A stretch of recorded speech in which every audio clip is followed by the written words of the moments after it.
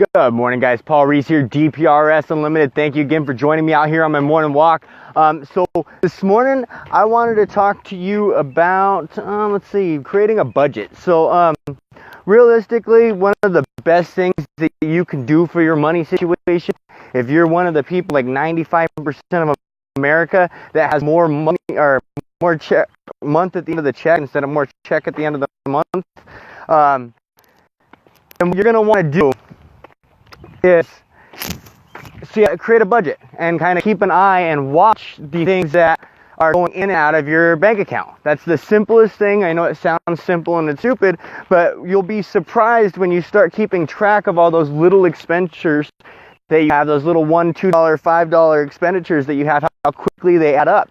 Recently I reevaluated my budget, started doing my budget a little bit better, and to my surprise, I was spending about $1,000 a month on food. For those of you who don't know, it's, just me and my wife, so $1,000 a month on food's a little ridiculous. So we were able to cut that back pretty good just by, changing our eating habits. I got myself a personal trainer, help me out to kind of change up my eating habits and take care of my body a little bit better. But I digress. So the best thing that you can do is keep track of your money, where it's coming in from, where it's coming out of. Okay, so one of the things I recommend for this is Mint. There's an app called Mint. You can download it, you can attach it to your bank account, and it'll automatically keep track of your transactions for you. You can also attach it to a lot of your bill accounts, and it'll keep track of when they're due. Those kind of things helps you avoid bank fees. That's another thing. If you're Abraham J, thanks for watching, appreciate it, guys. So that's another thing. Fees are the number one killer of finances that I see. So this is bank fees, ATM fees, all the little bull crap that they charge you to spend your money. The more you can avoid those, the better. And keeping track of your income and expenses is the best way to avoid those fees. So Mint.com, highly recommend that app. Set yourself up a budget in there and stick to it, okay? A budget that I recommend trying to get to is, 55% of your income should go to necessities, like your food, your clothing, your rent, everything like that.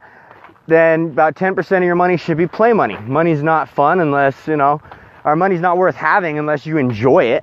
So go out, spend your money, blow that 10% as extravagantly as you can possibly think of. Okay, save it up for a little while, even then go blow it in a huge chunk. Then you should have a long-term savings for spending account, about 10%. This is for your toys, fun things, vacations, cars, anything that you want to save money to end up just spending it on. Okay, then you should have a financial freedom account. 10% of your money should go there.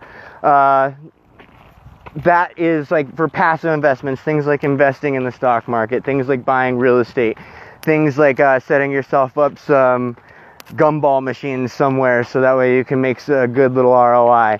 Okay, whatever it happens to be, that's your investment account basically.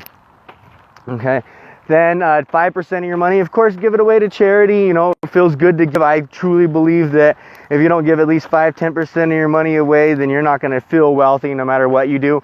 It gives you a feeling of wealth, makes you feel good, and you're able to help those that are a little less fortunate than yourself. If you can't give money, give time.